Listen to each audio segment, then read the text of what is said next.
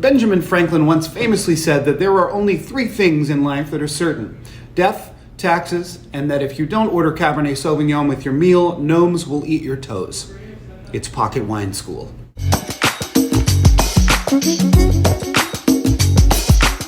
Cabernet Sauvignon is indisputably the world's most beloved red grape at the moment.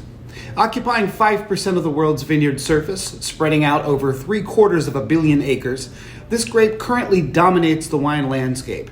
It's the fourth most planted red grape in its native home of France, and it's the second most planted grape overall in the US, right behind Chardonnay. It shines particularly in Bordeaux, Napa, South Africa, Australia, Chile, Argentina, and of course Boulder, Colorado. The current most expensive wine in the world is a bottle of 1992 Screaming Eagle Cabernet Sauvignon, currently valued at around $25,000, making it a perfect accompaniment for anything on the McDonald's value meal menu. Wine Spectator's top-rated wine of 2022 was Schrader Cellars' 2019 Double Diamond Cabernet Sauvignon. So what gives? Why does this grape dominate all the lists, all the shelves, all the everything, all the time? And also, should it? Let's provide a little context. Winemaking has been around for roughly 9,000 years, originating in what is now the Republic of Georgia. Winemaking as a serious artistic endeavor rose with the ancient Phoenicians, Greeks, and Romans. Some of the grapes used to make these ancient wines are still around, and in many cases, still thrive. Some of the best wines of ancient Rome centered on the Aglianico grape, which continues to make rich, full, bold wines in southern Italy to this day. Pinot Noir appeared between the 3rd and 5th centuries AD, and its offspring, Chardonnay, showed up in the 12th century. Sauvignon Blanc showed up in the 1500s, followed by Cabernet Franc in the 1600s. It wasn't until these last two grapes, Sauvignon Blanc and Cabernet Franc, did the nasty out there in the wild, that we ended up with a grape that was bigger and bolder than either of them: Cabernet Sauvignon. Fun fact, though it seems like Cabernet Sauvignon's name comes from combining the first names of its two parents, that particular genealogy wasn't made clear until DNA work was done in 1996. The world is just weird sometimes. The point is, Cabernet Sauvignon showed up relatively late in the game. The key to its rise is partly a testament to the grape itself, and partly a testament to where it originated: Bordeaux. By the late 18th and early 19th century, wine exportation was becoming big business. But in those dark days before cargo tankers, refrigerated trucks, and Amazon drones, being in a winemaking area that was also near the coast was exceedingly important. And the winemakers of Bordeaux, no doubt with cartoonish dollar signs in their eyes, were well aware of their plum position. They had centuries of practice making quality wine, happened to be the home of grapes like Merlot and Cabernet Sauvignon that were actually capable of benefiting from age, rarer than you might think, and they were also right there by the sea. This would be like being there at the dawn of YouTube and you just happen to have a quality video camera and a naturally charismatic cat. The wines of Bordeaux, particularly those of the left bank appellations Saint-Estèphe, Pauillac, Margaux, and Saint-Julien, became in short time known as some of the world's best wines. And what do these four appellations have in common? Well, they're all four on planet Earth. They're also based in Cabernet Sauvignon.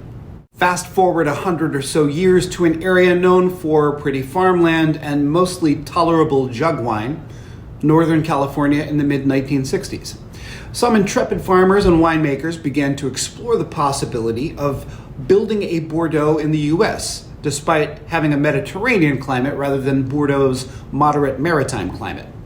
The grape scientists at UC Davis analyzed the soils and weather patterns of Cali and concluded that the best grape to grow there was obvious: Grenache.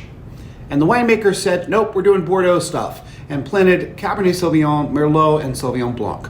By the 1970s, these winemakers had gotten really good at making Bordeaux-style wines, particularly from Cabernet Sauvignon, and in one very famous competition, 1976's Judgment of Paris, a Stag's Leap Cabernet Sauvignon beat several reds from Bordeaux in a blind tasting. As an American, I'm proud of this achievement. As a wine person and debatably level-headed thinker, I'm a little more cautious. Number one, if somebody spent decades talking about the time they caught the game-winning pass in a high school football game, there would not be enough room in my head for the eye roll.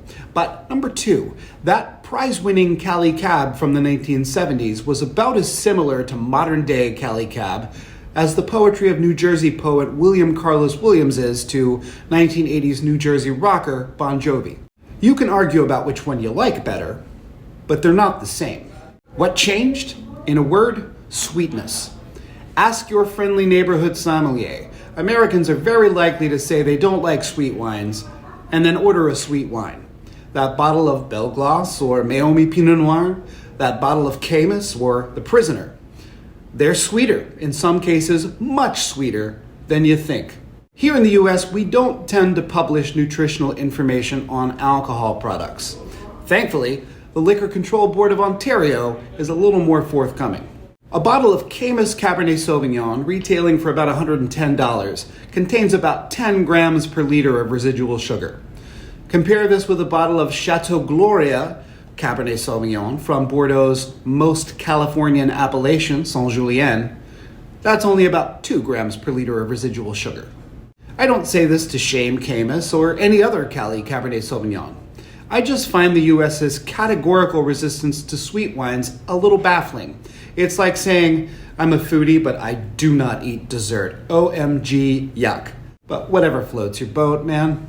Look, Cabernet Sauvignon is a great grape. It's big, it's bold, it's rich, it's relatively easy to grow, and those tannins mean that the wines can age for a long time. Now, can doesn't mean should.